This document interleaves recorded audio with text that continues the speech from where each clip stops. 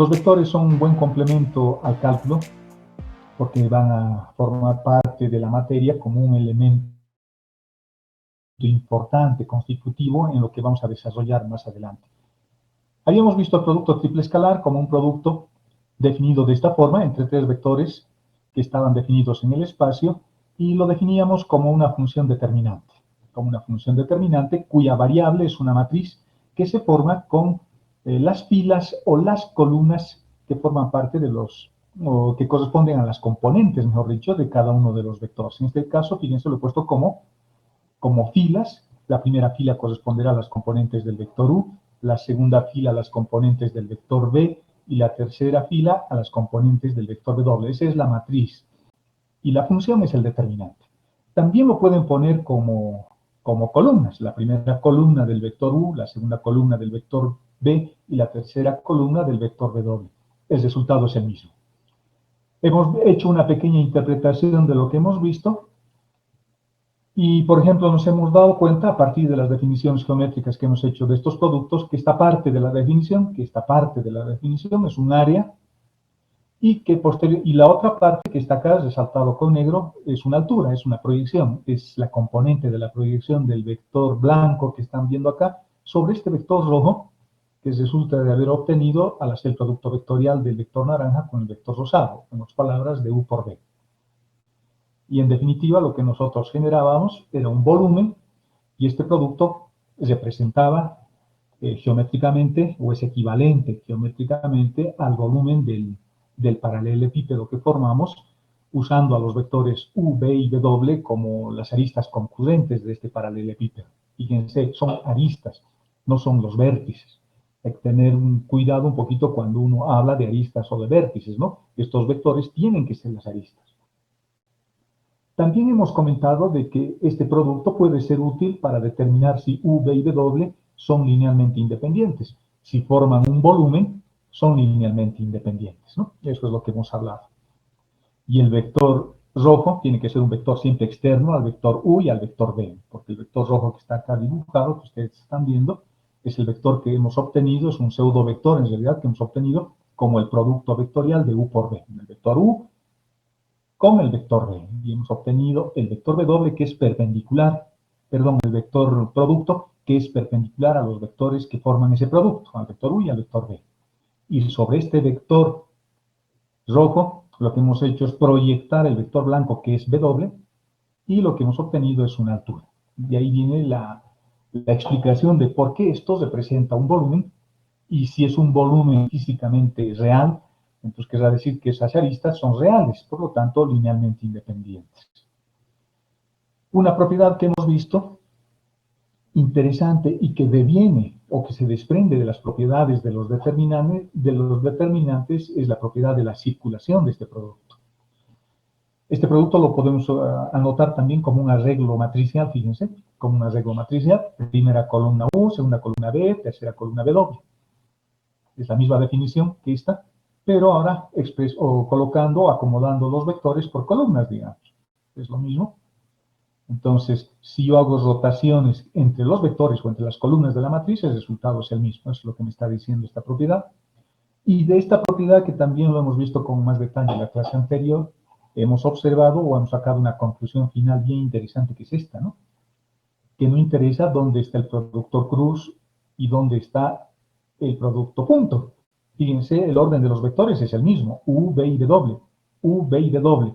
Lo único que ha cambiado es el orden de los productos. Primero está el producto vectorial, en este caso, y luego está el producto escalar. Y en este otro arreglo, primero está el producto escalar y luego el producto vectorial. Numéricamente obtenemos el mismo resultado. ¿De acuerdo? En este primer caso, haremos primero este producto vectorial.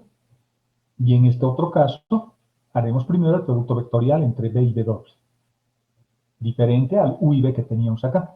Y en ambos casos luego multiplicamos en un producto escalar, primero acá con W y en el segundo caso con U.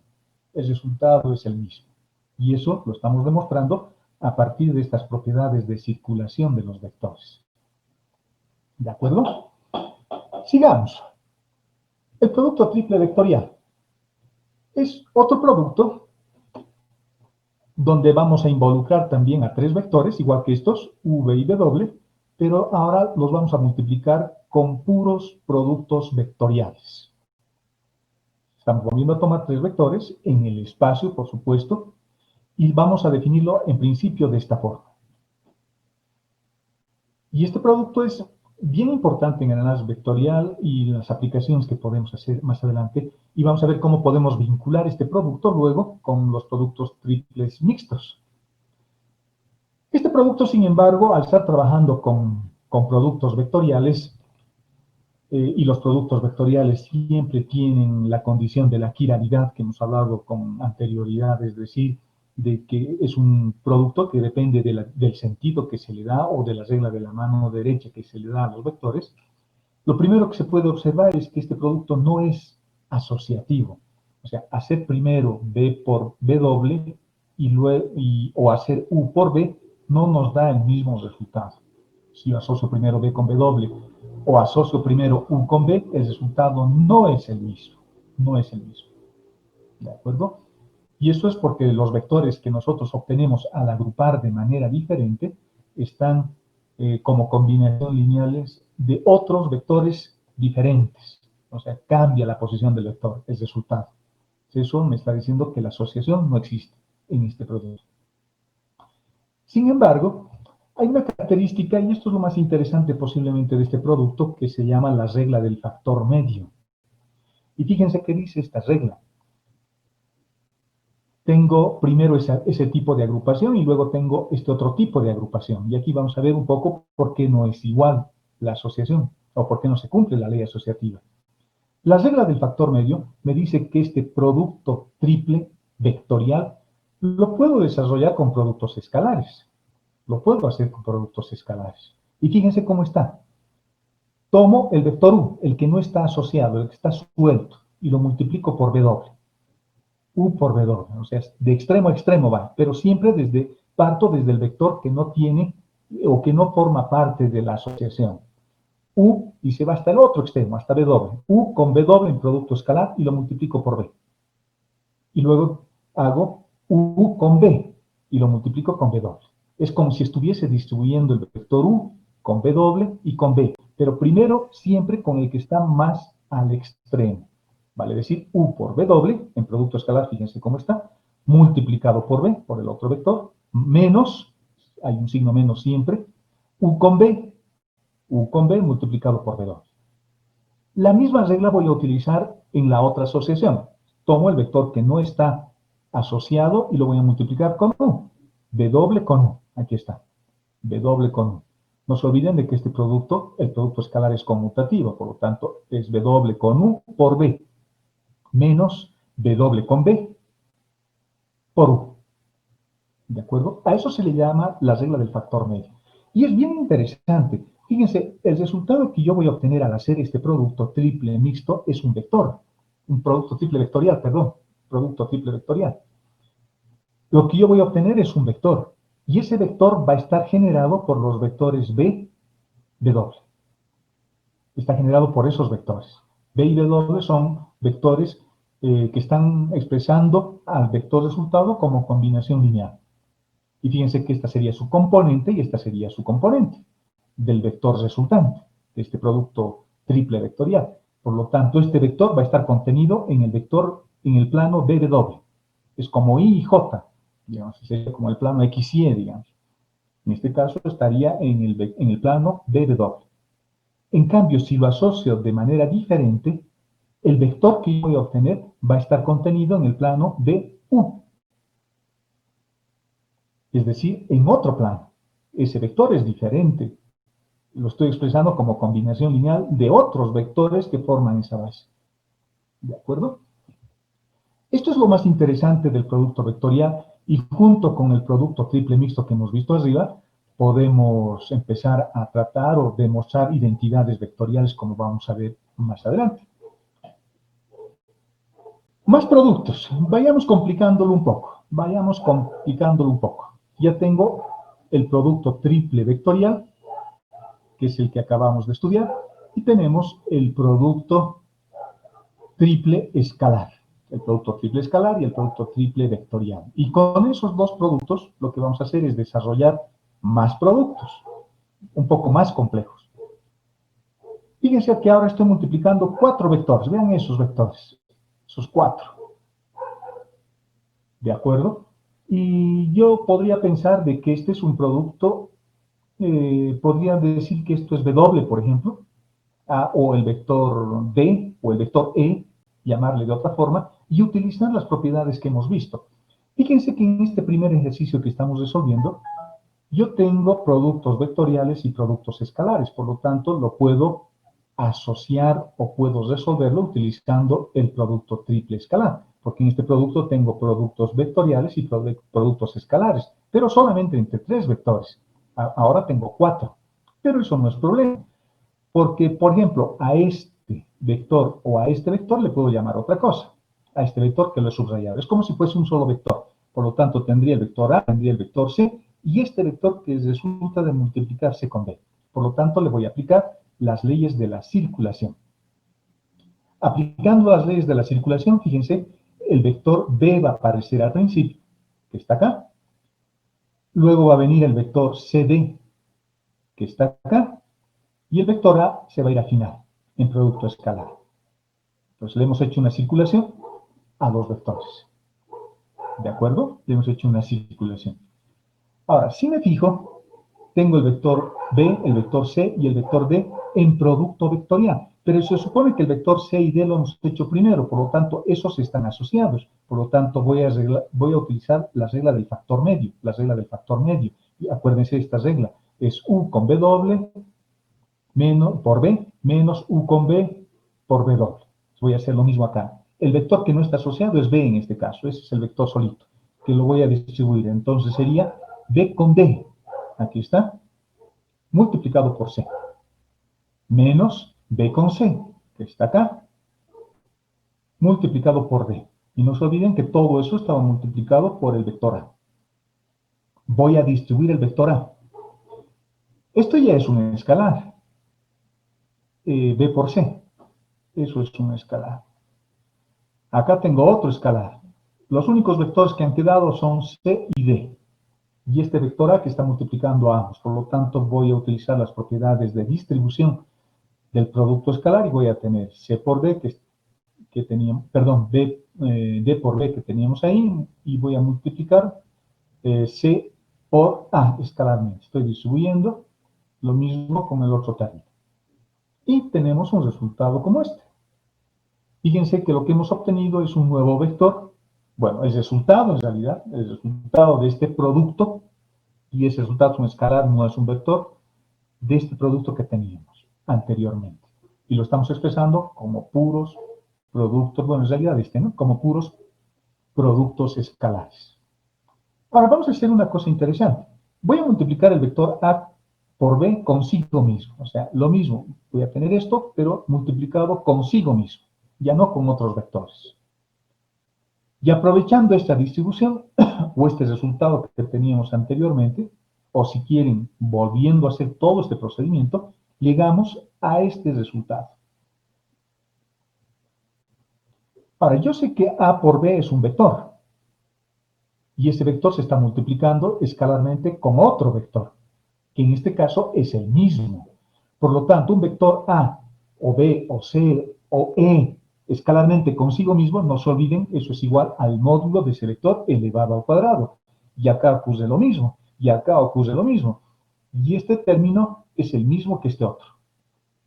Entonces, aprovechando esos resultados, esta primera parte es esto. Es el producto escalar del vector consigo mismo, de este vector consigo mismo, en producto escalar. Eso es el módulo del vector elevado al cuadrado. Eso hemos utilizado ya en algún ejercicio anterior. Y acá tengo el vector A escalarmente consigo mismo, me da lo mismo. El producto escalar de un vector con lo mismo es el módulo del vector elevado al cuadrado. Acá tengo lo mismo. Y este término que es un escalar es exactamente el mismo que este otro. Por lo tanto, tengo el producto escalar de A por B elevado al cuadrado. Y a esto se le llama la identidad de Lagrange. La identidad de Lagrange. Que lo hemos anotado acá. La identidad de Lagrange. Es una identidad vectorial interesante, ¿no? Me está diciendo, si tú quieres hallar el módulo del vector A por B en producto vectorial, Eso es lo mismo que el módulo de A por el módulo de B elevado al cuadrado menos el producto escalar de A por B elevado al cuadrado, en raíz, para sacar su módulo. No se olviden de que el producto vectorial entre dos vectores es equivalente al área del paralelogramo que forman los vectores A y B, donde A y B serían los lados del paralelogramo. Por ejemplo, este producto lo podría utilizar para encontrar áreas de paralelogramos o áreas de triángulos. ¿Alguna duda con la identidad de Lagrange, jóvenes? Antes de pasar a hacer más ejemplitos. ¿Alguna consulta?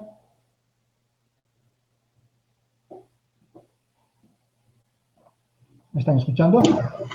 Sí, no hay ninguna consulta. Bueno, vamos a hacer lo mismo ahora.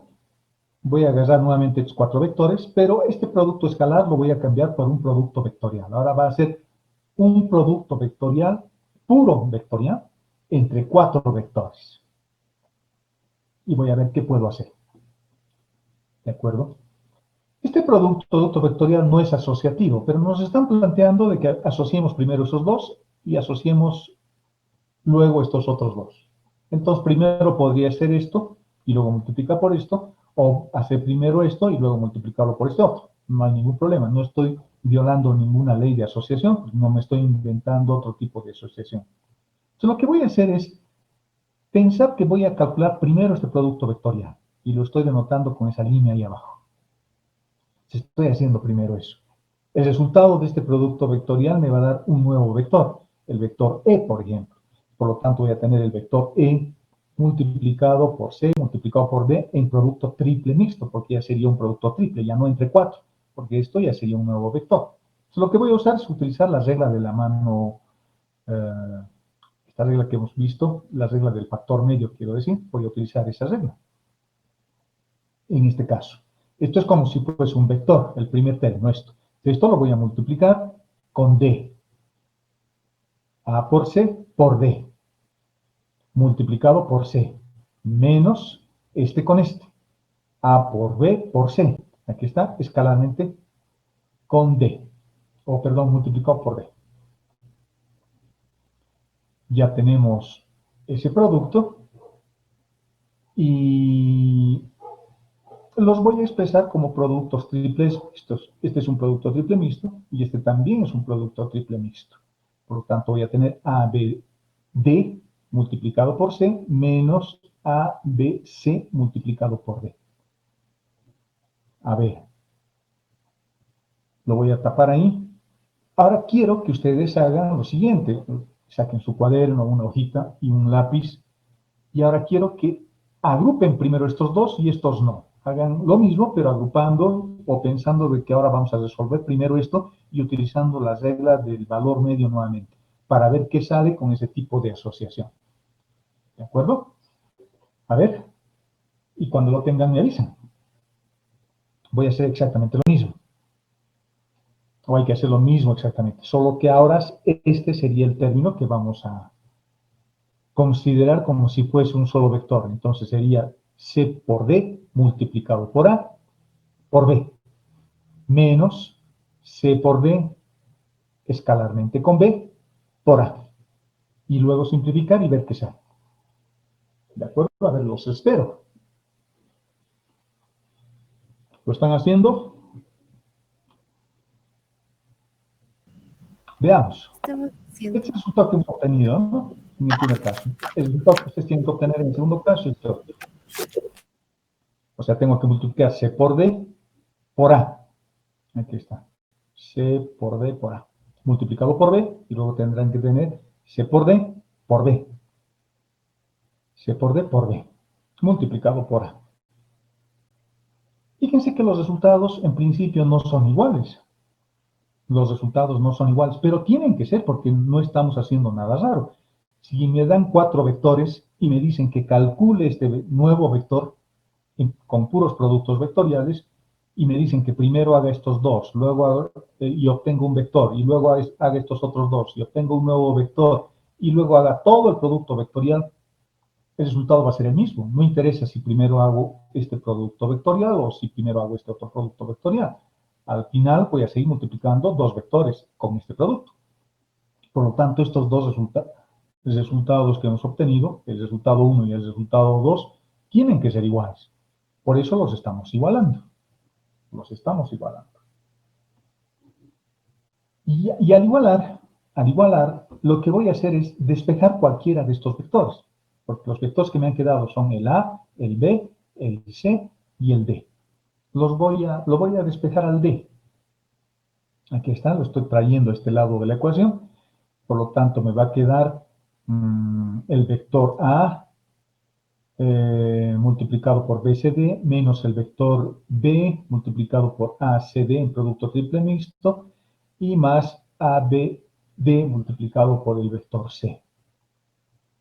Lo voy a cambiar el signo a este término, y voy a cambiar intercambiando simplemente dos vectores acá. Estaría cambiando dos filas. Por ejemplo, estoy intercambiando el vector C con A con C, y aquí estoy poniendo C con A. Esos dos vectores estoy intercambiando acá, ¿no? Y eso hace que salga un signo negativo que se va a cancelar con el que teníamos aquí arriba. El producto vectorial es anticonmutativo. Me da un vector que tiene la misma dirección y el mismo tamaño, pero un sentido contrario. En otras palabras, estoy trabajando ahora con un pseudovector. Al haber intercambiado esto, lo que voy a hacer ahora es despejar o pasar a dividir este término que es un producto triple mixto, que se supone que es un número. Es un número, es un escalar, 4, 5, 9, 4 tercios, lo que ustedes quieran. Y al pasar a dividir a los otros términos que también son valores numéricos, voy a obtener un arreglo que es una combinación lineal. Y fíjense que lo que estoy obteniendo es al vector D, que está expresado como combinación lineal del vector A con el vector B y con el vector C. Si yo quiero que A, B y C sean una base, esos vectores tienen que ser linealmente independientes. Y en esta ecuación estoy viendo justamente eso. A, B y C tienen que ser linealmente independientes para ser una base. ¿Por qué? Porque fíjense que el producto triple mixto A, B y C aparecen en los denominadores de estas fracciones. Y por lo tanto no puede ser cero esto, porque si no voy a tener un número arriba dividido entre cero, un otro número arriba dividido entre cero y finalmente un tercer número dividido entre cero. ABC en producto triple mixto no puede ser cero. ¿Eso qué quiere decir desde el punto de vista vectorial? Eso quiere decir que tienen que ser vectores linealmente independientes. A, B y C. Por lo tanto, A, B y C pueden ser utilizados como vectores que conformen una base, porque esos vectores tienen que ser linealmente independientes para evitar que estos denominadores, reitero, se anulen. Y como este es un número y este es otro número diferente de 0, la división entre dos números me va a generar, por ejemplo, un alfa 1, un alfa 2 en el segundo caso y un alfa 3 en el tercer caso, que va a ser una relación entre números. Y esta es la expresión o un vector que estamos generando con los vectores A, B y C, donde A, B y C es un sistema generador, pero más que sistema generador, yo diría que es una base. Una base siempre es un sistema generador, pero un sistema generador no necesariamente es una base. ¿De acuerdo? O sea, hay que tener cuidado. Las bases siempre son sistemas generadores, siempre. Pero los sistemas generadores únicamente no necesariamente son bases, porque pueden ser vectores linealmente dependientes. Pueden ser vectores linealmente dependientes.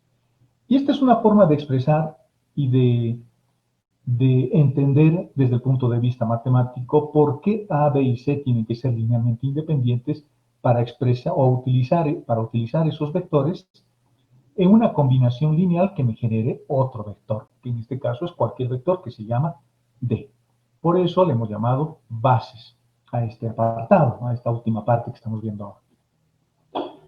Fíjense que los dos productos que hemos visto, el producto triple mixto y el producto triple vectorial, son productos que utilizando sus propiedades y las condiciones de estos productos podemos desarrollar productos más complejos, entre 3, entre 4, entre 5 vectores, etcétera, etcétera, acordándose únicamente de dos cosas. Uno, las propiedades de circulación del producto triple mixto. Dos, las reglas del factor medio en el producto triple vectorial. Acordándonos esas dos reglas, en teoría estamos en condiciones de poder resolver cualquier identidad vectorial. ¿De acuerdo? Y para concluir este capítulo, veamos las últimas consideraciones de los espacios vectoriales y los vectores que estamos estudiando acá. Voy a dibujar, o bueno, tengo ahí dibujado, un vector que está expresada, o está referido, quiero decir, en la base canónica. X, Y y Z. Estos ejes X, Y y Z están generados por los vectores I, J, K. No se olviden que es la base que estamos utilizando en esta asignatura. Es una base formada por vectores unitarios y perpendiculares entre sí. Es una base ortonormal. Y el vector es el vector A. Fíjense que el vector A subtiende ángulos con cada uno de los ejes. Va a subtender un ángulo alfa con el eje X, va a subtender un ángulo beta con el eje Y, y va a subtender un ángulo gamma con el eje Z. A veces se dibuja no acá, sino se dibuja el ángulo alfa, a veces lo dibuja desde el vector hasta el eje X, que en realidad eso es el ángulo verdadero. Desde acá hasta acá, desde el vector rojo hasta el eje y este está bien, gamma. ¿De acuerdo? Veamos, el vector A tiene estas componentes. Fíjense que esto es lo mismo que esto. Es lo mismo que eso. Solo que no es I, no es J, no es K. En este caso es A, B y C. Y ahora entendemos que tienen que ser linealmente independientes por lo que hemos visto cuando hemos generado el vector D con esos vectores. Alfa 1, alfa 2 y alfa 3 son las componentes del vector, como en este caso, que yo estoy llamando A sub 1, A sub 2 y A sub 3. ¿De acuerdo? Son los vectores. Voy a hallar el ángulo alfa, es decir, el ángulo que existe entre los vectores A y el vector I. El vector A y el vector I. Este ángulo A, alfa, que lo he bajado del internet así, en realidad deberíamos medirlo desde el vector que está acá, desde el vector A rojo. Desde acá hasta el eje X. Y eso lo puedo encontrar o lo puedo calcular utilizando el producto escalar, ¿no? El producto escalar de dos vectores no es más que el módulo del primero por el módulo del segundo multiplicado por el coseno de alfa. Por lo tanto, el coseno de alfa puedo despejar haciendo esta operación. A sub 1, A sub 2 y A sub 3 les hemos llamado las componentes del vector, las coordenadas del vector. Pero ahora le vamos a dar otro nombre, le vamos a llamar los números directores del vector. También así se llama. Los números directores del vector. Y a estos ángulos alfa, beta y gamma le vamos a llamar los ángulos directores del vector. Y ese ángulo director alfa, por ejemplo, lo voy a calcular así. En realidad lo estoy midiendo desde el vector A hasta el eje X. Ese es el vector alfa. Ese es el vector A. Si yo multiplico el vector A con el vector I, no se olviden que sus componentes de este vector es A1, A2 y A3, y las componentes del vector I son 1, 0, 0. Su producto escalar me va a dar A sub 1 simplemente. El módulo del vector I es 1 porque es un vector unitario. No se olviden que I, J, K forman una base ortonormal, es decir, vectores de cero, vectores perpendiculares y vectores unitarios. Por lo tanto, el coseno de alfa de este ángulo, que está entre el vector rojo y el eje X, el vector A y el eje X, se reduce a esta expresión. A este ángulo le voy a llamar ángulo director. También le puedo llamar ángulo director. Y al coseno le voy a llamar coseno director. Encontrar los cosenos directores es bien fácil. Es simplemente multiplicar el vector con los otros vectores cuyo coseno o cuyo ángulo quiero encontrar. El producto escalar es útil en este caso, ¿no? El coseno director alfa es eso. El coseno director beta es lo mismo. Ahora estoy multiplicando por j porque quiero encontrar el ángulo que existe entre el vector A y el eje Y. Y el resultado me va a dar exactamente esto. Muy parecido a este, solo que ahora en el numerador tengo la componente A sub 2, dividido entre el módulo del vector A. Y el coseno director gamma lo voy a encontrar haciendo exactamente lo mismo, entre el producto escalar del vector A con el vector unitario K, dividiendo entre el módulo de A y el módulo de K, y reduciéndose esa expresión a lo mismo, a una cosa muy parecida a los otros dos términos. Por lo tanto, si los elevo al cuadrado, a los cosenos directores, al coseno director alfa, coseno director beta y coseno director gamma, los elevo al cuadrado y los sumo miembro a miembro, voy a tener lo siguiente. Coseno al cuadrado de alfa, coseno al cuadrado de beta, coseno al cuadrado de gamma, todo esto elevado al cuadrado, más todo esto elevado al cuadrado, más todo esto elevado al cuadrado. Estoy sumando miembro a miembro y elevándolos al cuadrado. En esta parte de la ecuación, en este miembro de la ecuación, voy a sacar un común denominador.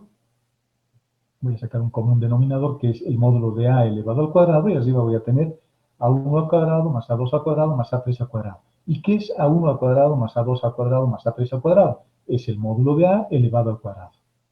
Por lo tanto, si yo sumo los cosenos directores de un vector elevados al cuadrado, el resultado siempre es unitario, siempre es un 1. Y a eso se le llama el principio fundamental de los cosenos directores. Entonces, los ángulos que existen entre el vector A y los vectores I, J, K deben satisfacer siempre esta ecuación o esta identidad trigonométrica que, reitero, se llama el principio fundamental de los cosenos directores. No es cualquier ángulo, ¿no? Tienen que los cosenos sumados al cuadrado siempre darnos o arrojarnos un resultado unitario, ¿de acuerdo? Si no tuviese, por ejemplo, gamma y tuviera alfa y beta, bueno, puedo despejar de esta ecuación y encontrar gamma, ¿no?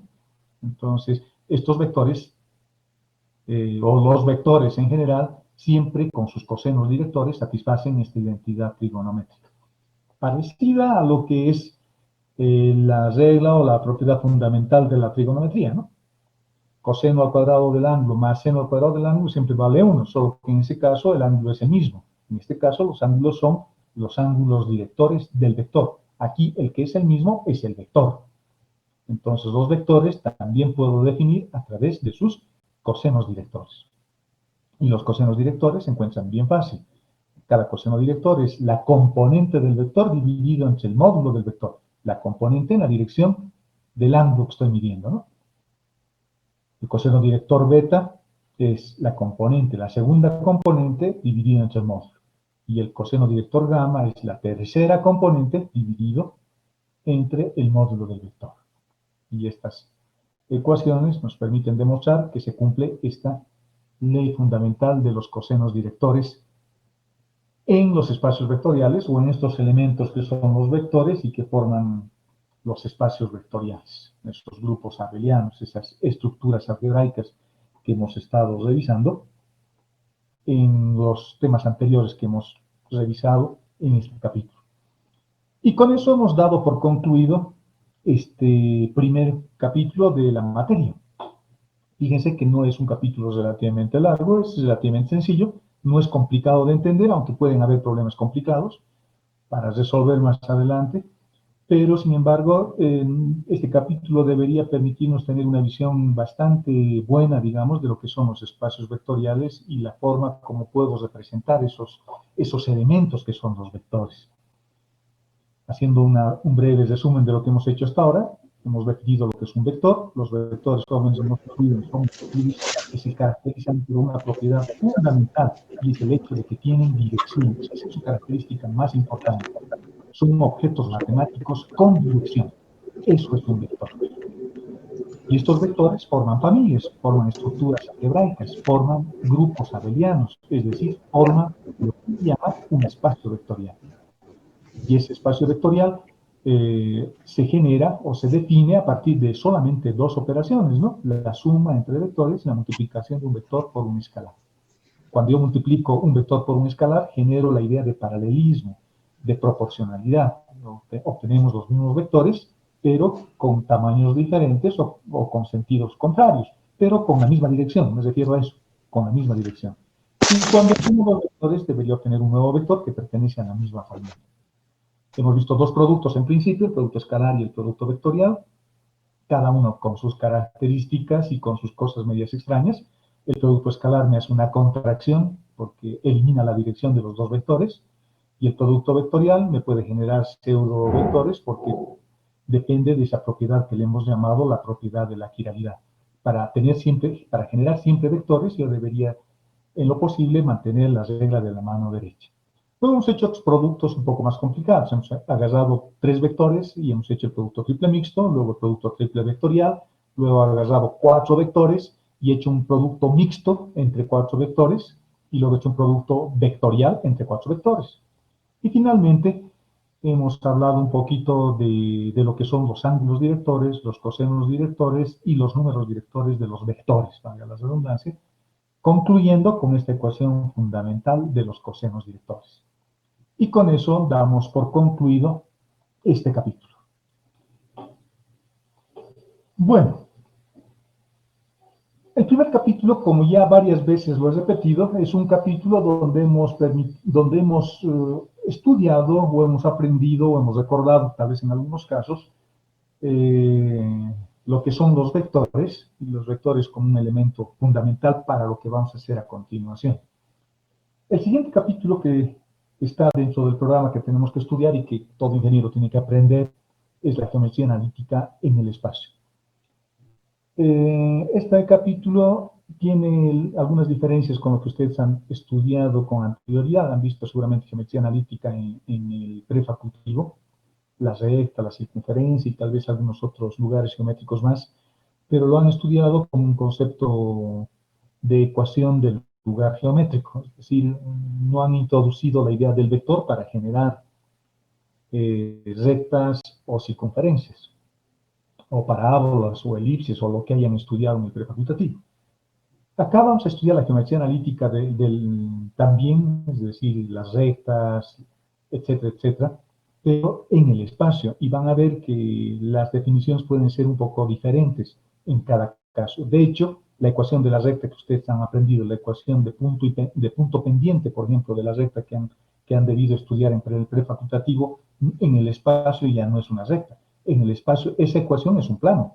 X más Y igual a 5, digamos. Para nosotros ahora va a ser un plano, ya no va a ser una recta. La recta tiene otra forma de expresar. La recta lo vamos a conceptualizar como si fuese la trayectoria de un punto que se va moviendo en el espacio siguiendo una trayectoria rectilínea. Es lo que vamos a estudiar. Y por lo tanto, la ecuación que hemos aprendido en el prefacultativo, en el colegio o en alguna otra asignatura, tal vez en cálculo 1, no sé. Antes se veía geometría analítica en cálculo 1, ahora no sé si se verá, ya no me acuerdo. Alguna vez di cálculo 1, pero ya no me acuerdo. Bueno, yo creo que di todavía algo de eso, pero no sé si han cambiado el contenido y tal vez ya no se ve. Por lo tanto, la geometría o el enfoque que le vamos a dar a este capítulo va a ser vectorial. Todas las cosas que hemos aprendido tenemos que acordarnos, eso es lo importante. A ver, ¿qué cosas necesito aprender? O acordarme, no aprender, acordarme. Primero, que el paralelismo lo puedo expresar a través de ecuaciones vectoriales. Uno, como la multiplicación de un escalar por un vector. Ese es un concepto de paralelismo. Es un concepto que también se llama proporcionalidad. Esa es la primera ecuación que tengo que acordarme. Y tengo que acordarme cómo establezco, qué ecuación puedo usar para establecer esa idea de paralelismo que podría ser, por ejemplo, un producto vectorial. Producto vectorial entre dos vectores paralelos, el resultado me va a dar 0 vector. ¿Cuál es la otra condición geométrica importante que tengo que acordar? La perpendicularidad. Y la perpendicularidad quiere decir que tengo dos vectores que tienen direcciones ortogonales. La dirección, la forma como estoy aplicando ese vector va a ser perpendicular una respecto de la otra. Y la ecuación que establece esa idea, ese concepto geométrico de perpendicularidad, lo puedo establecer o lo puedo escribir o lo puedo interpretar a través de un producto escalar igual a 0. Entonces, esos dos productos son fundamentales. El producto vectorial igual al vector nulo y el producto escalar igual al escalar 0. En ambos casos, estoy estableciendo condiciones geométricas diferentes entre vectores. En el primer caso, paralelismo, en el segundo caso, perpendicularidad. Eso acuérdense, eso hay que acordarse. El producto triple mixto también me tengo que acordar porque me va a servir para hacer o resolver problemas o para definir la ecuación de un plano, también más adelante. Antes de entrar en esos temas que tienen que ver con esas formas vectoriales de la recta, del plano, de la esfera y de lo que vayamos a ver más adelante, lo primero que tengo que hacer es definir algunas situaciones. En geometría analítica no me dice hallar la ecuación de la recta que pasa por este vector. En geometría analítica me dicen hallar la ecuación de esta recta que pasa por este punto. Pero yo tengo que entender que esos puntos son vectores. Y en este dibujo que les estoy mostrando, estoy estableciendo esas condiciones iniciales al empezar este capítulo. Esta es una línea recta que está apoyado en el vector D. Y esa línea recta puede ir desde menos infinito hasta infinito. Pero está limitado desde el punto P1 hasta el punto P2. Pero el punto P sub 1, el punto P sub 1 es solamente un nombre. En realidad yo estoy trabajando dentro de un espacio vectorial, por lo tanto el punto P sub 1 se está apoyando en el vector P sub 1. Yo tengo que trabajar con vectores, no con puntos. Reitero, por más de que en los problemas me digan hallar la ecuación de la recta que pasa por este punto. Yo tendré que pensar que en realidad se está refiriendo a este vector y la recta se está apoyando en la flecha. ¿De acuerdo? La flecha sería el punto, en otras palabras. Por lo tanto, aquí tengo dos puntos, el punto P sub 1 y el punto P sub 2, que son en realidad los extremos de estos vectores, los extremos libres de los vectores P sub 1 y P sub 2. Y si yo quiero encontrar la distancia que existe entre el punto P sub 1 y el punto P sub 2, eso es bastante sencillo. Es nada más que la diferencia entre dos vectores. Ahora, los vectores que tengo están ligados en el origen de coordenadas, es decir, que su punto de aplicación es el mismo. ¿Se acuerdan de las funciones lineales que hemos estudiado? Bueno, acá ya estoy haciendo uso de esas funciones lineales de manera un poco más ardua o más rutinaria, digamos, más rutinaria mejor. Ahora, todos mis vectores van a estar ligados en su extremo o en su punto de aplicación. Y voy a suponer que ese punto de aplicación es el origen de coordenadas. Por eso a estos vectores les voy a llamar ahora vectores de posición. Porque cuando un vector está ligado al origen de coordenadas, se vuelve un vector de posición. Y así es más fácil trabajar. ¿Se han acordado o se acuerdan de las funciones lineales? Era más fácil resolver mis problemas si tenía vectores cuyo punto de aplicación concurrían, ¿no? En un mismo punto. Si yo quiero hallar la distancia entre esos dos puntos, entre el punto P sub 1 y P sub 2, no va a ser más que la diferencia entre estos dos vectores, el punto de partida. Por lo tanto, voy a construir el vector B, y el vector B, de acuerdo a lo que hemos aprendido también, donde concurren las flechas es positivo y donde no concurren las flechas es negativo, entonces será P sub 2 menos P sub 1. Pero cada uno de estos vectores tienen componentes. Voy a utilizar mis conjuntos, mis NUclas, en este caso ternas ordenadas, para expresar esa resta o esta suma con este vector del vector P sub 2 con el opuesto aditivo del vector P sub 1. Con eso defino la diferencia, ¿no? Sus componentes serán x2, y2, z2 menos x1, y1, z1. Con eso formamos un nuevo vector. Y ese vector es este, el que va desde acá hasta acá. O desde acá mejor hasta acá. P sub 2 menos P sub 1. Si alguien quiere restar P sub 1 menos P sub 2 porque quiere poner la flechita a este otro lado, es lo mismo. Lo que estoy cambiando es el sentido, pero no el tamaño del vector, ni tampoco su dirección. Por lo tanto, no me voy a hacer problemas en restar P sub 2 menos P sub 1 o P sub 1 menos P sub 2. Ahora, yo no quiero el vector, ese es el vector distancia, pero lo que yo quiero es su norma, es decir, la longitud geométrica de ese vector. Y lo único que tengo que hacer es hallar su módulo. Es decir, voy a multiplicar este vector escalarmente consigo mismo y le voy a hallar su módulo. Y básicamente el resultado que vamos a obtener es ese.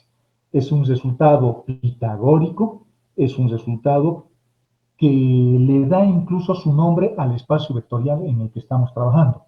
Este es el espacio vectorial euclidiano rectangular. Y eso se parece a la hipotenusa o a la diagonal de un paralelepípedo o a la hipotenusa de un triángulo rectángulo. ¿De acuerdo? Y mi paralelepípedo también tendrá que ser un paralelepípedo recto, porque estoy utilizando una geometría que se forma a partir de vectores que son mutuamente perpendiculares. Por lo tanto, hallar la distancia entre dos puntos en un espacio vectorial no es más que la diferencia entre dos vectores. Fácil. Fíjense cómo puedo calcular de una manera bien sencilla una fórmula de recurrencia ya, ¿no? Una formulita de recurrencia. Una vez que tengo ya una expresión que me permite calcular distancias, lo que voy a hacer es lo siguiente. Voy a dividir este segmento, el segmento P sub 1, P sub 2, en una razón dada. Voy a reiterar algo que ya hemos hecho con anterioridad. Voy a encontrar ese vector C que está al medio y que llega a la misma recta. Eso ya lo hemos hecho. Lo voy a hacer así para recordar y luego vamos a introducir otra idea que se llama razones. Las razones y que van a ver que es básicamente lo mismo. Y les voy a mostrar una forma de cómo se deberían calcular esas razones. Para eso voy a volver a reiterar el dibujo que teníamos antes. Ahora tengo un segmento rectilíneo BA, lo mismo que teníamos antes, aunque este punto, este vértice B, en realidad es un vector y este vértice A es otro vector que se llama A. Mi tarea es encontrar el vector C. ¿Cómo se encuentra ese vector C? Ya sabemos que es bien fácil. Es X por A más Y por B, siempre en forma cruzada, ¿no? Y eso lo hemos escrito ya en una clase anterior. Por lo tanto, ya puedo dividir un segmento en tantas partes como quiera. Incluso les he dado un trabajo, una tarea que lo han estado haciendo, de dividir una mediana en una razón de 1 a 2, es decir, una distancia a un lado y 2 distancias al otro lado, de tal forma que las proporciones eran 1/3 y 2/3. Entonces, eso es lo que ya hemos hecho. Por lo tanto, este vector C lo puedo calcular de esa manera. Pero ahora le vamos a dar otra mirada. Y vamos a decir que el vector C, este vector, el vector rojo, divide al segmento BA en una razón AR, sí. Y eso es lo que estoy haciendo ahora. Lo que estoy haciendo. Y estoy partiendo del punto B. Eso es fundamental, eso es importante para entender el uso de estas fórmulas. Estoy partiendo del punto B. O escojo, puedo partir también del punto A. Pero estoy empezar mi análisis del punto B. Y estoy diciendo que la distancia de BC y BA va a estar dividida por una razón. Y esa razón está dada por esta expresión. Vale decir que X va a ser R veces Y. Y esta R se llama razón. Y es una proporción que lo estamos calculando contando desde B. Contando desde B. Por lo tanto, yo voy a decir, fíjense la ecuación, voy a poner nuevamente acá, voy a decir contando desde B, X es igual a Y, R veces Y. R veces Y. Acuérdense, por ejemplo, de la razón de la mediana. Nosotros dividíamos en una razón de 1 a 2. Por lo tanto, aquí había 1, podría haber 1, y aquí habría 2 unidades de distancia. ¿La razón cuánto va a valer? La razón va a ser 1/3 o 2/3, dependiendo de dónde empiezo a contar. Estoy contando desde B, por lo tanto la razón simplemente va a ser X sobre Y. Lo único que estoy haciendo es despejar la razón. La razón, por lo tanto, va a ser X sobre Y. Pero esta razón es válido únicamente si empiezo a contar desde X. Es decir, desde el vértice que está asociado a X. La razón va a ser X sobre Y. Porque si empiezo a contar desde acá, la razón va a ser diferente. Si empezar a contar desde A, la razón va a ser Y sobre X. Al revés. Y si empiezo a contar desde B, será X sobre Y. Que es lo que tengo acá. Tengan cuidado con eso. Para esta razón lo voy a reemplazar en nuestra ecuación, en la nuestra que habíamos estudiado cuando veíamos funciones lineales. Y como ya sé que X es igual a R veces Y, voy a reemplazar X por R veces Y, más Y igual a 1. De esta ecuación voy a despejar Y y voy a tener de que Y vale 1 sobre 1 más R. Luego voy a reemplazar ese mi resultado en la ecuación que teníamos, en esta. Pero reitero, no se olviden, no pierdan de vista de que esta razón que he calculado es contando desde B. La razón va a cambiar si cuento desde A y la ecuación también va a cambiar si lo cuento desde A. Estoy contando desde B. Por lo tanto, utilizando esa ecuación de las funciones lineales y reemplazando mis resultados, voy a tener lo siguiente. X yo sé que vale R veces Y, más Y veces B. Por lo tanto, puedo despejar Y de ambas ecuaciones y tenemos exactamente esto. Pero Y lo acabamos de calcular con nuestra ecuación de proporciones. Reemplazándolo, obtenemos esta ecuación. Y esta es la ecuación para encontrar C contando desde B. Contando desde B. Fíjense, si ustedes quieren contar desde B, B está suelto. Y la constante de proporcionalidad afecta a A. Afecta a A. Y si lo cuento desde A, acá tendré A y aquí será R veces B. Y la proporción se encontrará de otra forma, se encontrará de otra forma. Esto es contando desde B. Veamos cómo funciona esto. A veces no sabemos quién es A y quién es B, ¿no? Entonces yo puedo empezar a contar desde donde yo quiera. Por ejemplo, tengo esto. Esto ya lo hemos visto. En la forma que hemos calculado, utilizando funciones lineales, podríamos calcular el vector C bien facilito. Digo 1, 2, 3, 4, 5, 6, 7. Estoy dividiendo en 7 partes iguales. Por lo tanto, si yo quiero encontrar el vector C, va a ser X veces por A más Y veces por B. ¿Cuánto vale X? X va a ser 1, 2 dividido entre 7. Porque no se olviden de que X más Y siempre tienen que sumar 1, ¿no?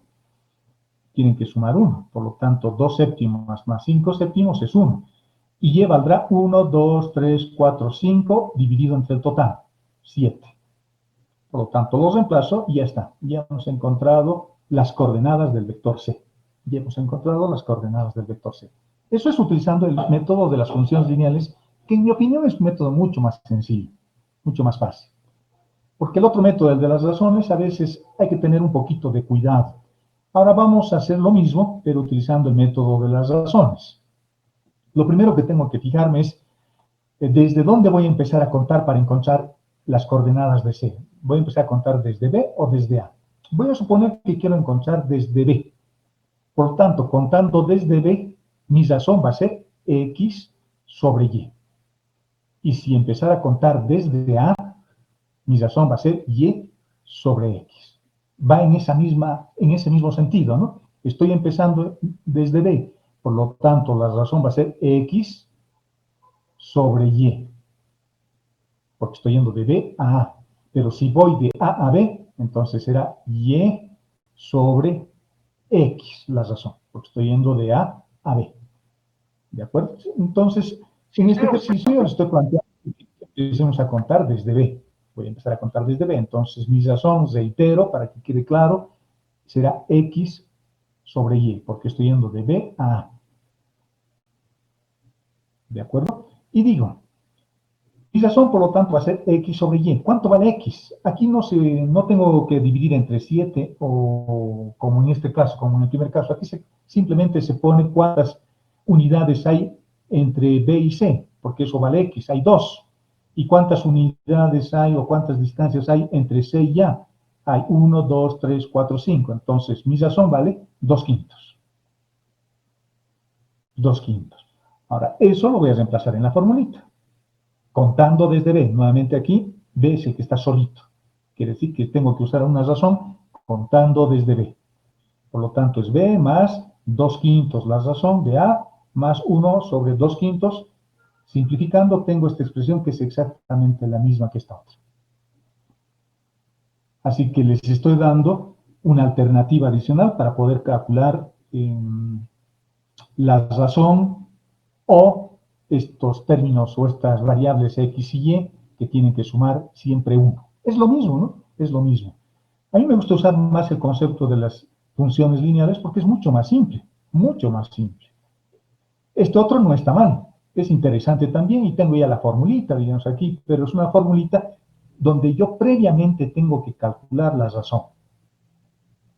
Y si estoy calculando la razón, entonces tengo que ver desde dónde estoy empezando a contar, porque la razón puede cambiar. En este caso estoy empezando a contar desde B, por eso B está suelto acá.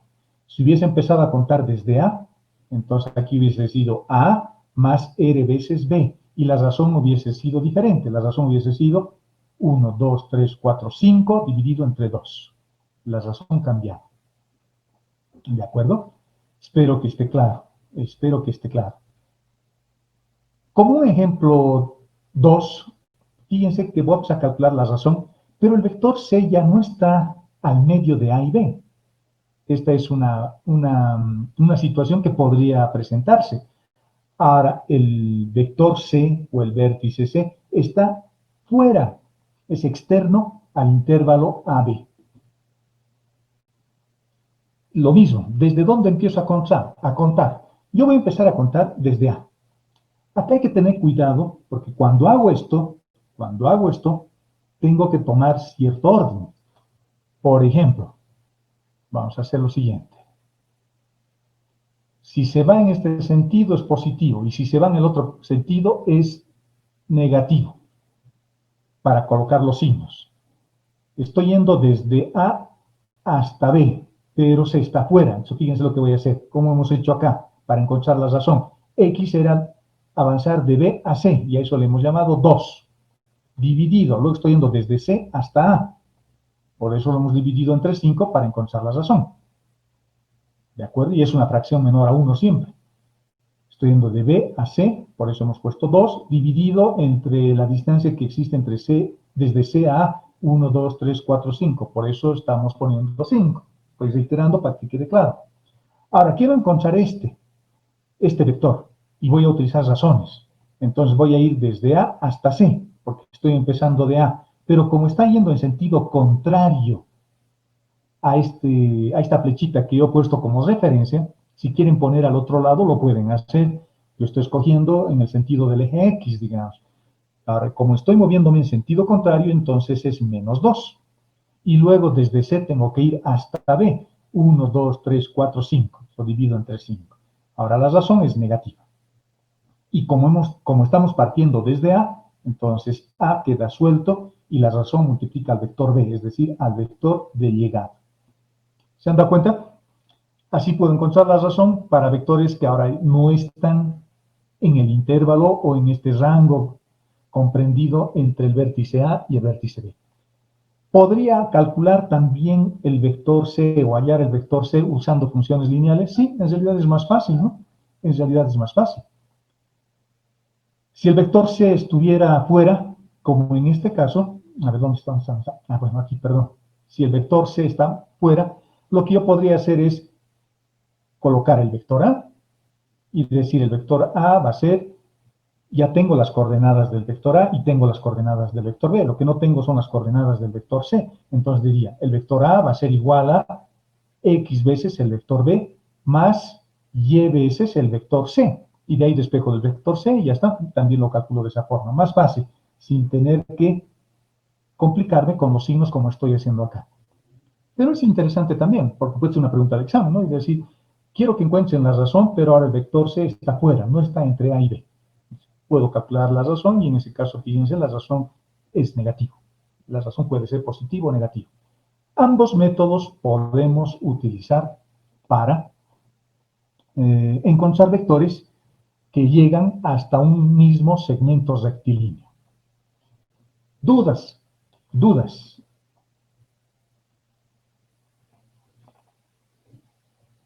Dudas, jóvenes. Deberían tener dudas. Inge, sobre el signo, por favor.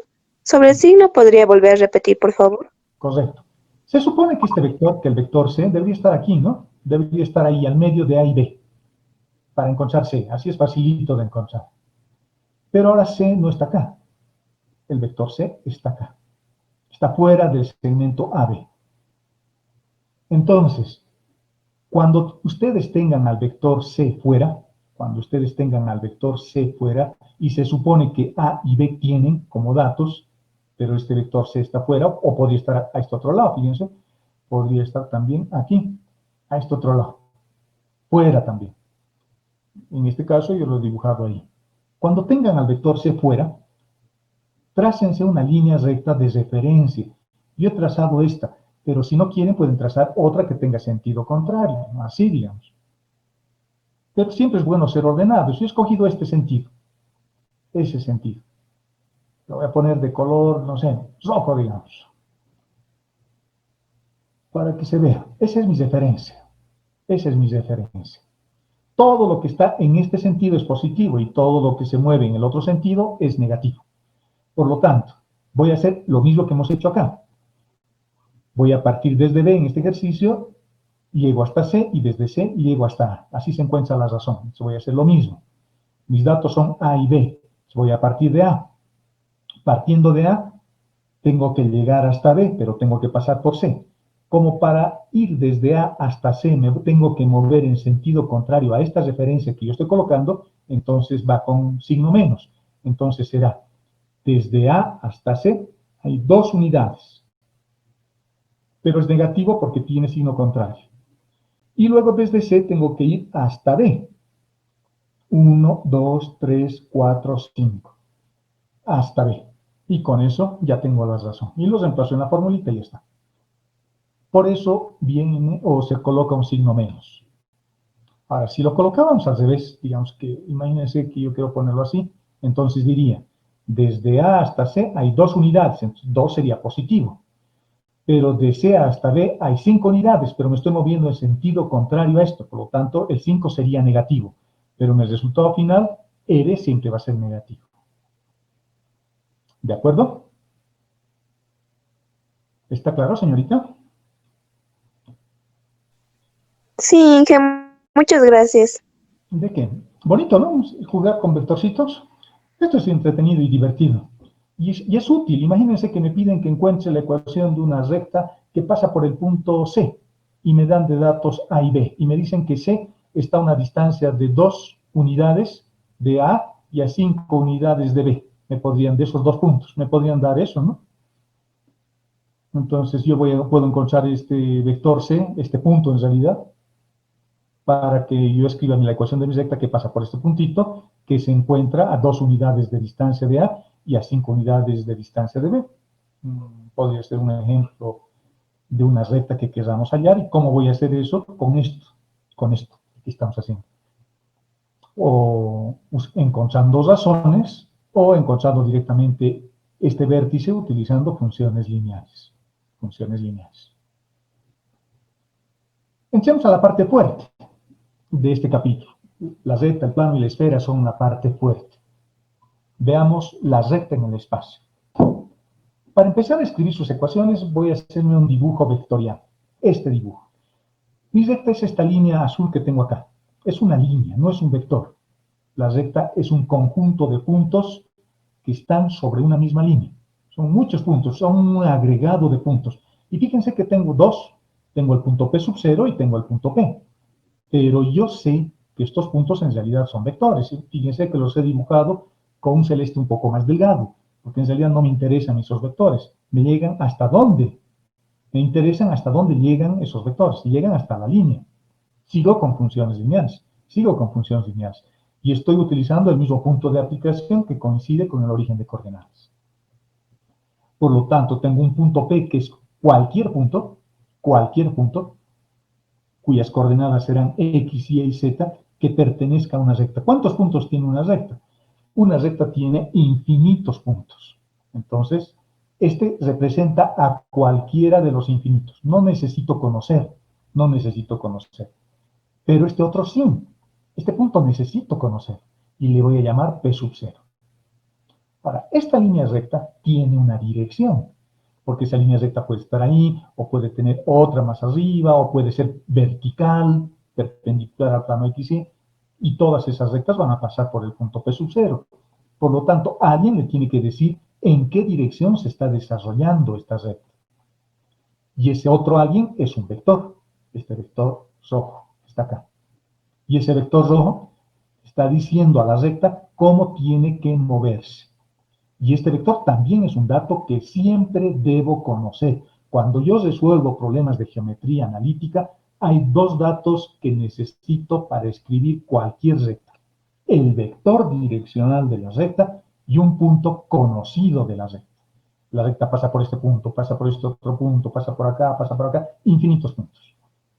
¿De acuerdo? Y estos que están en unas pequeñas elipses encerrando estos 2 vectores, el vector P sub 0 o punto P sub 0 y el vector direccional U, son dos datos que en cualquier problema que ustedes vayan a resolver de rectas es importante encontrarlos, porque si no tengo el vector u o no tengo el punto, no voy a poder encontrar. O podría encontrar infinitas. Imagínense, por ejemplo, más rectas. Es otra recta, digamos. Esa recta le vamos a pintar color negro. O podría tener otra recta, esta otra. Y le vamos a pintar verde. La recta negra, las rectas azul y la recta verde son paralelas, por lo tanto pueden usar el mismo vector direccional. Este mismo vector direccional les va a servir de referencia para la recta verde, para la recta azul y para la recta negra. Lo que es diferente en cada recta es el punto, porque este pasa por este punto. Este tendrá su propio punto P sub 0 y este tendrá su propio punto P sub 0. Son rectas diferentes, pero pueden compartir la misma dirección. O pueden compartir el mismo punto, pero direcciones diferentes. Fíjense, esta misma recta tiene ahora otra dirección, pero pasa por el punto P sub 0. Esta es otra recta, pasa por el mismo punto P sub 0, igual que el azul, o la recta negra. Digamos así. También pasa por el punto P sub 0. Por lo tanto, la recta verde, la recta negra y la recta azul pasan por el mismo punto P sub 0, pero tienen direcciones diferentes. La recta azul tiene una dirección que es esta. Le está dando este vector, su vector direccional. La recta negra tendrá otro vector direccional. La recta verde tendrá otro vector direccional. Por lo tanto, eso me está mostrando que las rectas pueden compartir puntos o vectores direccionales, pero una recta va a estar bien definida si tiene su propio punto y su propia dirección. Esos son los dos datos que siempre tienen que buscar cuando resuelvan problemas de rectas. Bueno, ahora vamos a escribir las ecuaciones de esas rectas. Vamos a ver cómo escribimos. A ver, pregunta para la clase. ¿Cómo es el vector rojo, el vector direccional U, geométricamente comparándolos respecto a la línea azul, a la recta azul? ¿Cómo son entre sí? Paralelos. Paralelos. Muy bien, paralelos. ¿Conocemos alguna ecuación que defina paralelismo? Ecuación vectorial. El producto escalar. El producto de un escalar por un vector. Producto escalar es perpendicularidad. Producto vectorial. Producto vectorial. ¿Qué vectores en este caso? ¿Qué vectores tendrían que ser? Producto de un escalar por un vector. Un escalar por un vector, también, perfecto, bien. Pero, ¿qué vectores compararía? Yo ya tengo aquí un vector, el vector U. Este vector es paralelo a la recta, pero la recta no es un vector, la recta es un conjunto de puntos. Tengo que construir un vector, y ese vector es el vector diferencia, P menos P sub 0. Yo puedo generar ese vector haciendo esa diferencia. P menos P sub 0.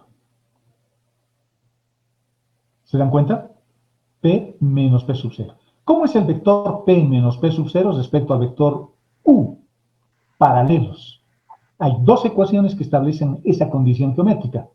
El producto vectorial entre U y P menos P sub 0, o decir P menos P sub 0 es proporcional al vector U, es decir, P veces U. Esas dos ecuaciones tan sencillas son las ecuaciones de la recta. Y eso es lo que tengo a continuación. Fíjense, estoy haciendo P menos P sub 0. Estoy restando, estoy encontrando un vector. Se supone que este vector tengo. Sus componentes son 1, 1, 1, 2, 2, 2, 1, 3, 5, lo que ustedes quieran. Y las coordenadas de este vector es cualquier vector, es X, Y, Z, siempre. Por lo tanto, si yo hago P menos P sub 0, obtengo este vector. Pero ese vector es paralelo al vector U. Por lo tanto, puedo establecer esa condición de proporcionalidad utilizando esa forma vectorial. Y eso que está resaltado con plomo se le llama la ecuación paramétrica de la recta. Es la ecuación paramétrica. Fíjense, es comparar dos vectores nada más. Eso es lo lindo del análisis vectorial, ¿no? O del cálculo vectorial o del álgebra vectorial. estoy comparando dos vectores que son paralelos entre sí, y a eso le estoy llamando recta. Hermoso, hermoso. Ahora fíjense, voy a hacer algunas operaciones. Voy a agarrar esa mi idea inicial de paralelismo y voy a decir el vector P menos el vector P sub 0 lo puedo construir haciendo la diferencia entre esos dos vectores, P menos P sub 0, y eso es igual a U. Y tengo la ecuación paramétrica de la recta. Esa.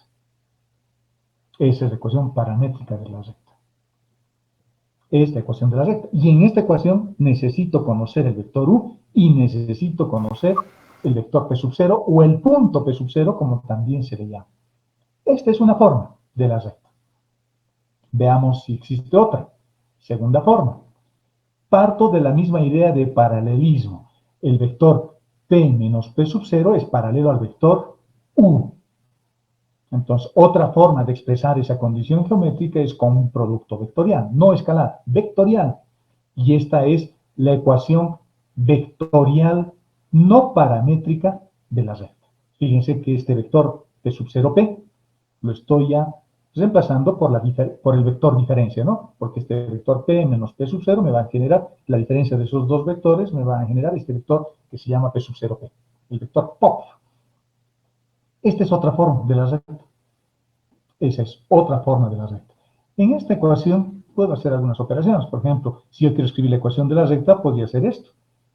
U vectorialmente con P tiene que ser igual a U vectorialmente con P sub 0.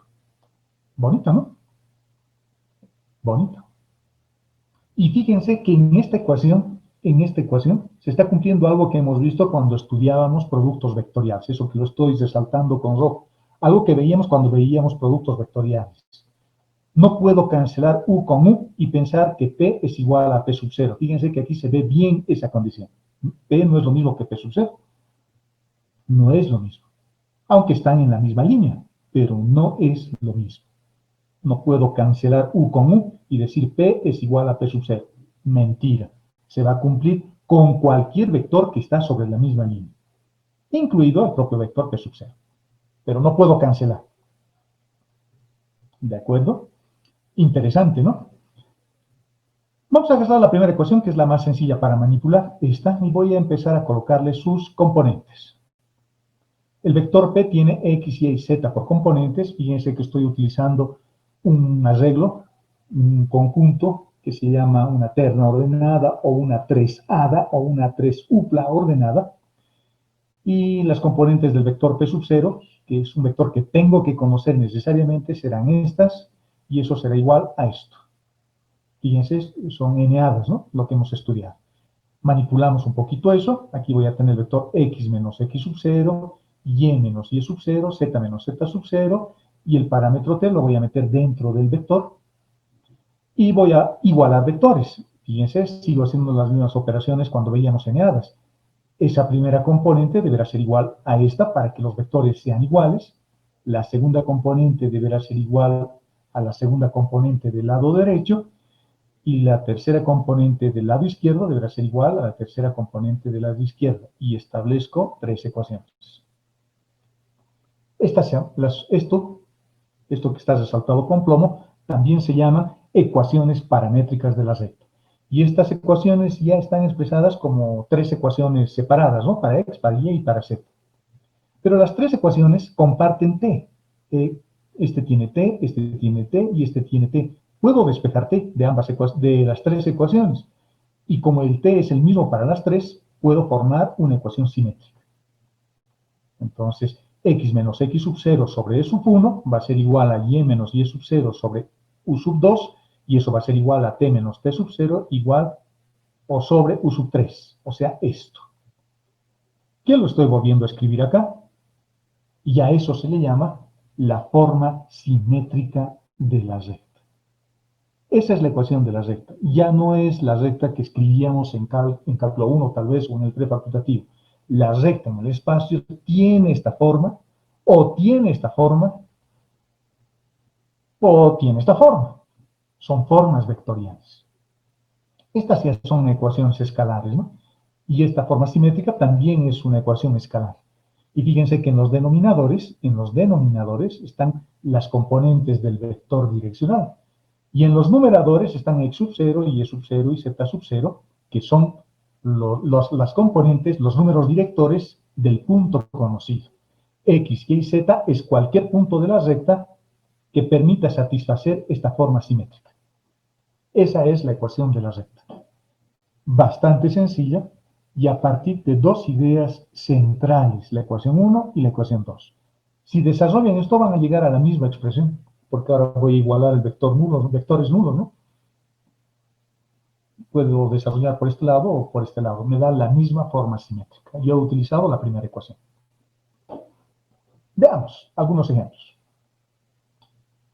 Encontrar, dice, las ecuaciones paramétricas de la línea recta que pasa por el punto de coordenadas menos 1, 3, 2, es decir, tengo un punto conocido en la dirección de este vector. Ah, ya tengo el vector direccional.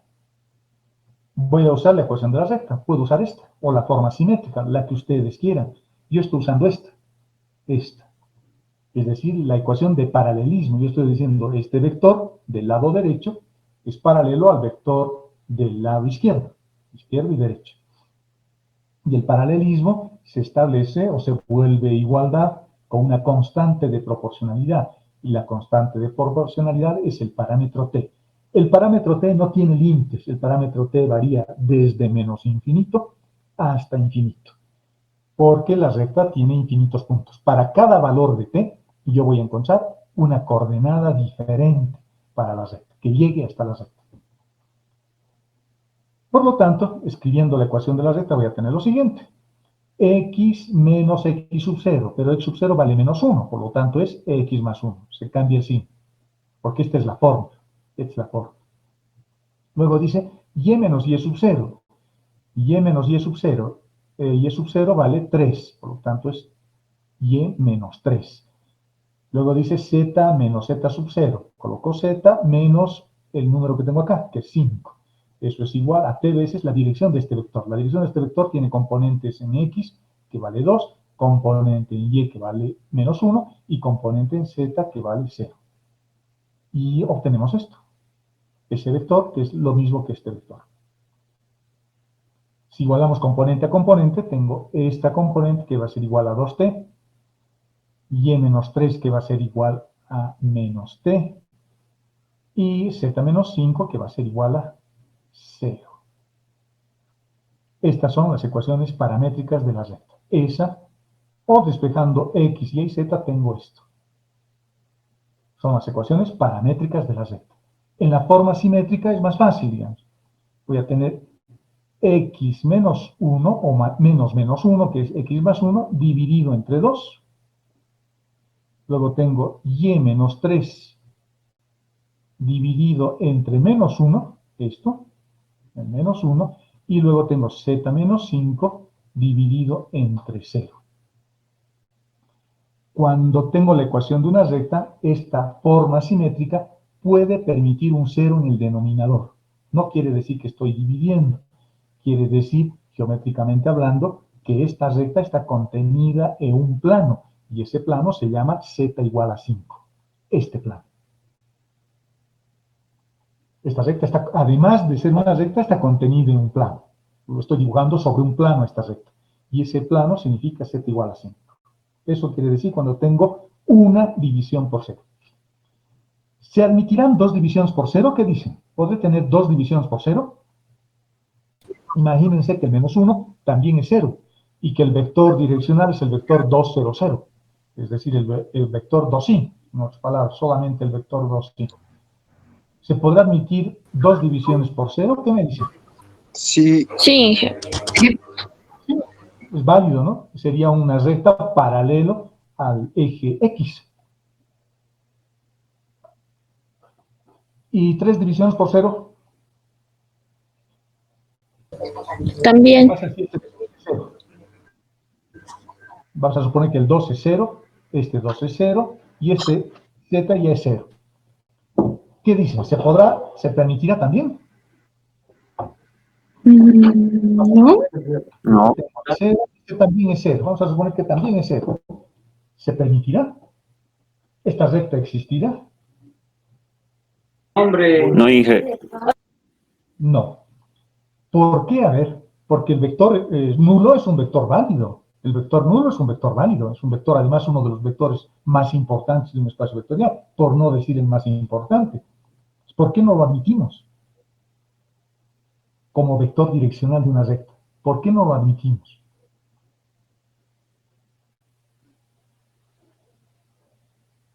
¿Qué dicen? ¿Por qué no lo admitimos? Por una sencilla explicación geométrica. El vector nulo es un vector que es paralelo y perpendicular a cualquier vector al mismo tiempo. Por lo tanto, no me sirve para darle dirección a un vector. ¿De acuerdo? Si yo hago el producto escalar del vector 1, 1, 1 con el vector 0, 0, 0, ¿cuánto me da como resultado? El vector 0. O el escalar 0. El escalar 0, perdón, el escalar 0. ¿Y eso qué me está diciendo? Me está diciendo que el vector nulo es perpendicular al vector 1, 1, 1. ¿Y qué pasa si yo multiplico el vector 1, 1, 1 vectorialmente ahora con el vector nulo, con el vector 0, 0, 0? Formo mi determinante, ¿no? IJK, luego tendría 1, 1, 1, segunda fila, tercera fila sería 0, 0, 0. ¿Qué vector encuentro? Encuentro el vector nulo. Y eso me estaría diciendo de que el vector nulo es perpendicular, no, ahora paralelo en este caso, porque estoy usando producto vectorial, paralelo al vector 1, 1, 1. Por lo tanto, el vector nulo no me sirve para comparar vectores, porque cuando yo escribo la ecuación de una recta, estoy comparando vector. Estoy diciendo, este vector es paralelo a este otro vector. Eso es lo que estoy diciendo, estoy comparando. Pero el vector nulo no puedo usarlo acá, porque el vector nulo, si lo pongo acá como vector direccional, estaría diciendo, este vector es paralelo y este vector es perpendicular al mismo tiempo. Al final me dirían, ¿en qué quedamos? ¿Es paralelo o perpendicular? ¿Es recta o es plano? Entonces, como no se sabe, como ese resultado es ambiguo, al vector nulo no se lo puedo utilizar. Pero sí puedo tener una división por cero o puedo tener dos divisiones por cero. Aquí puedo poner cero también vale. 0 menos 1, 0. Es una recta válida también. 1, 0, 0 es una recta válida. 0, 0, 1 es una recta válida. Pero si pongo 0, 0, 0, ya no puedo. Ya no puedo. ¿De acuerdo? Ejemplo 2. Hallar las coordenadas de los puntos P1, P2 y P3 que corresponden a las intersecciones de la recta que pasa por este punto en la dirección de este vector.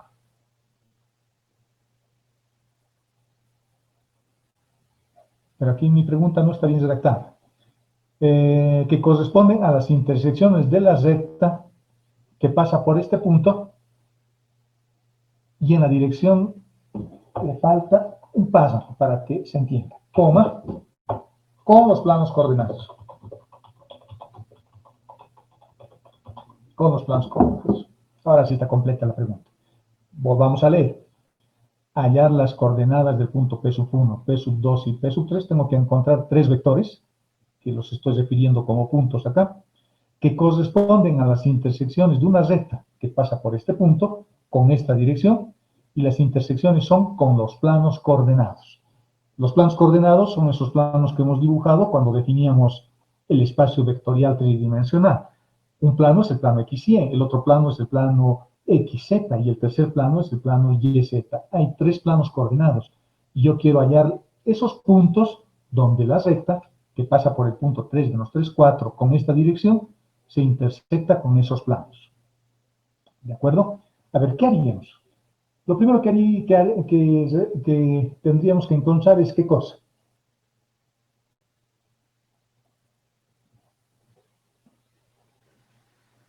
Sus ecuaciones paramétricas. Bueno, tenemos que encontrar primero cuál es esa recta, ¿no? Para luego ver qué hago para intersectar esa recta con los planos. O sea, encontraremos la ecuación de la recta. Voy a usar la ecuación paramétrica directamente. Es una sola, ¿no? La ecuación paramétrica. Perdón, las ecuaciones paramétricas son tres y la forma simétrica es una sola. Puedo escribir directamente la forma simétrica. La ecuación de esa recta será esto. Es decir, x menos 3 sobre 1, que es la componente en la dirección de y del vector direccional.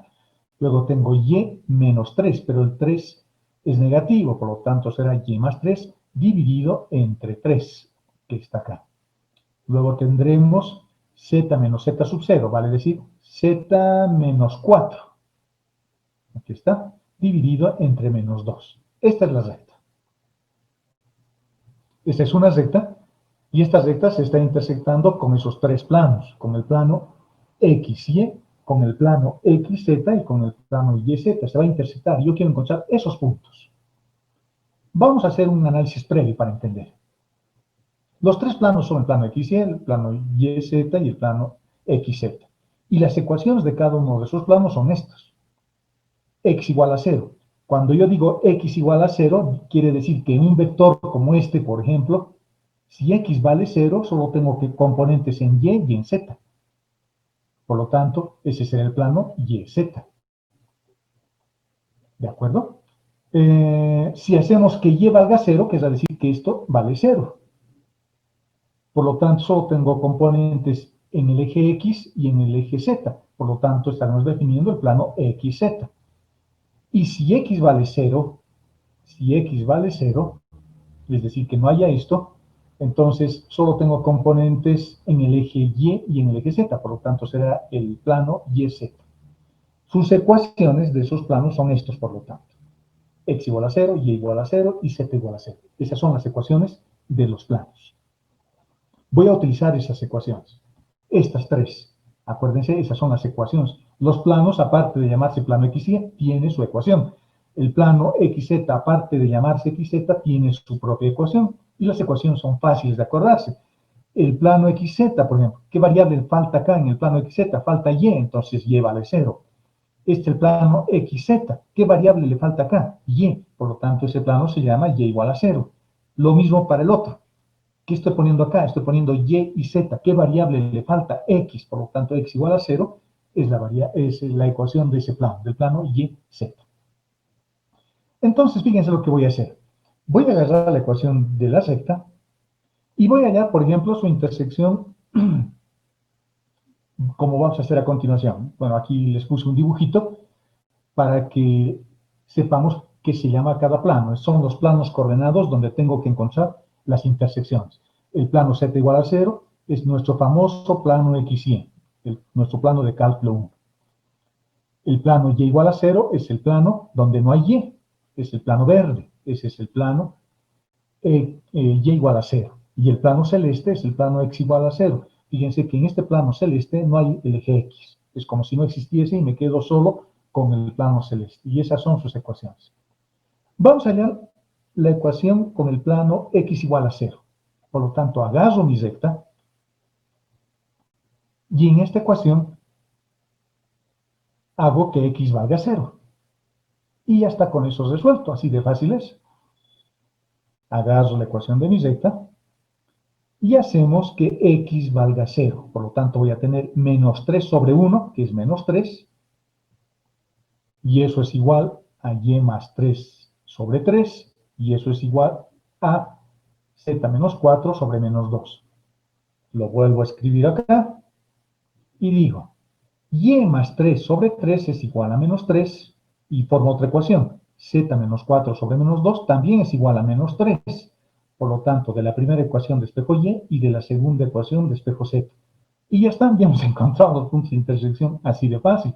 Por lo tanto, mi punto de intersección en el plano X igual a 0, en el plano azul, dice que tiene por coordenadas en X0, como tiene que ser, porque no hay coordenada en X. En Y vale menos 12, que está al otro lado, por acá atrás. Y en X vale 10, que está por acá arriba. Entonces, ya hemos encontrado el primer punto de intersección con el plano X igual a 0. ¿Se ha entendido, jóvenes? Sí. Sí, sí. Sí, se entiende. Como han entendido, encuentren las intersecciones con el plano Y igual a 0 y con el plano Z igual a 0 y luego comparamos nuestros resultados. Así van a practicar un poquito.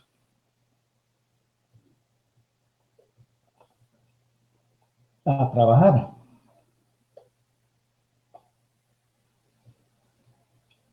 Bueno, ya se daba algunas recomendaciones con anterioridad, ¿no? A estas clases hay que venir con unas hojas y un lápiz.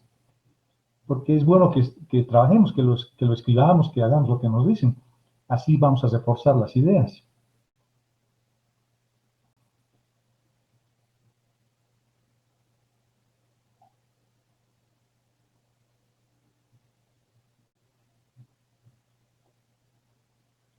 Bueno, están encontrando, ¿no? Inge, Adelante. para y igual a 0 me sale 4,0,2. Vamos a ver. Exacto. Y para z igual a 0, 5,3,0. exacto. Genial. ¿Qué quiere decir que soy buen profesor o ustedes son inteligentes? Creo que son inteligentes. Ambas cosas, Buen Inge. docente. Bueno, gracias por el tiro. Entonces, fíjense, ya tenemos los 3 puntos. El punto P sub 1, el punto P sub 2 y el punto P sub 3. Y les hice un dibujito acá. El primer punto P sub 1 era la intersección con el plano X igual a 0, que es este que está ahí atrás. Menos 2 en Y y 10 en Z. Con el plano Y igual a 0 es el plano verde. Sus coordenadas son 4 en X, 0 en Y 2 en Z. Y subo hasta arriba 2 unidades. Y en el plano XY tengo 5 unidades que avanzo en el eje, en una dirección del eje X y 3 unidades en la dirección del eje Y. Esa es la recta. Y hemos encontrado sus intersecciones. Una forma bonita para hacer, ¿no? Y bastante ilustrativa. Se puede hacer de otra forma, más larga y más complicada incluso, pero haciendo una cosa tan simple, podemos encontrar fácilmente esos puntos de intersección. Este y este. Guárdense como recuerdo esto, porque es bonito. Se puede hacer de otras formas, pero no todos nos enseñan que se puede hallar así. No todos los libros nos dicen que se puede hallar así. Veamos otro. Encontrar la ecuación de la línea recta que pasa por estos puntos, por el punto P sub 0 y el punto P sub 1. A ver, ustedes resuelvan. ¿Cómo haríamos este ejercicio? No me están dando vector direccional, me han dado 2 puntos simplemente. Me están diciendo una cosa como esta. Me están diciendo que tengo la ecuación de la recta, digamos una cosa como esta, una recta como esta, cualquiera. Lo vamos a pintar azul. Y me están dando 2 puntos. 2 puntos. Digamos ese puntito. Y otro punto más. Que está sobre la misma línea recta, por supuesto. Digamos que está más acá. Como dato me han dado eso. Una línea recta que se apoya en esos 2 puntos. O sea, es como decir, me han dado este puntito y me han dado este puntito. Y con estos 2 puntos, que serían 4, 0, 2 y 5, 3, 0, teniendo estos 2 puntos, yo tengo que encontrar ahora la ecuación de esta recta. A ver, ¿cómo hacemos? Hallamos vector direccional con los puntos. Perfecto. Nunca se olviden, jóvenes, de que si ustedes quieren encontrar una recta, necesitan 2 datos siempre, que pueden estar disfrazados incluso esos puntos, ¿no? No siempre me van a dar como vector direccional. Acá me han dado de manera indirecta el vector direccional. Porque si yo hago la diferencia entre P sub 1 y P sub 0, yo ya tengo un vector que tiene la dirección de la recta. Entonces, lo que voy a hacer en este caso es escribir la ecuación de la recta que pasa por cualquiera de estos puntos. En este caso me han dado 2. En realidad solo necesito 1 para escribir la ecuación de la recta, pero ahora tengo 2. Mejor todavía. Pero no me han dado el vector direccional. Pero el vector direccional lo puedo construir haciendo una simple diferencia. Es como decir, digamos, tengo un punto acá, un vector ahí, y tengo otro vector acá, que son los puntos, P sub 1 y P sub 0. Entonces hago la diferencia, ¿no? P sub 1 menos P sub 0, y ya tengo este vector diferencia. Hagamos eso y luego me dicen cuánto sale esa recta. Ustedes, en sus cuadernos. La única manera de aprender es haciendo, jóvenes. No hay otra forma. No hay otra forma.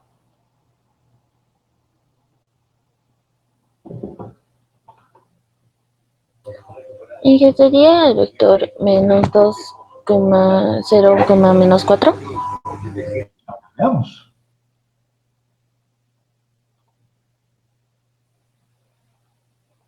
El punto que estoy utilizando es 1, 2, 3, o puedo usar también, bueno, ese es el punto que estoy usando. Y el vector que ustedes han encontrado, 2, 0, menos 4. ¿Está bien? Lo único que tengo que hacer es restar esos dos vectores, ¿no?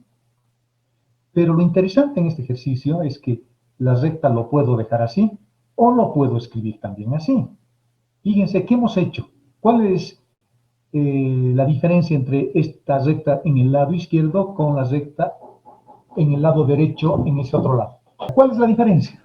Solo la diferencia es el tamaño nomás, sí, del vector. Exacto. A ver, ¿qué conclusión podemos sacar con eso?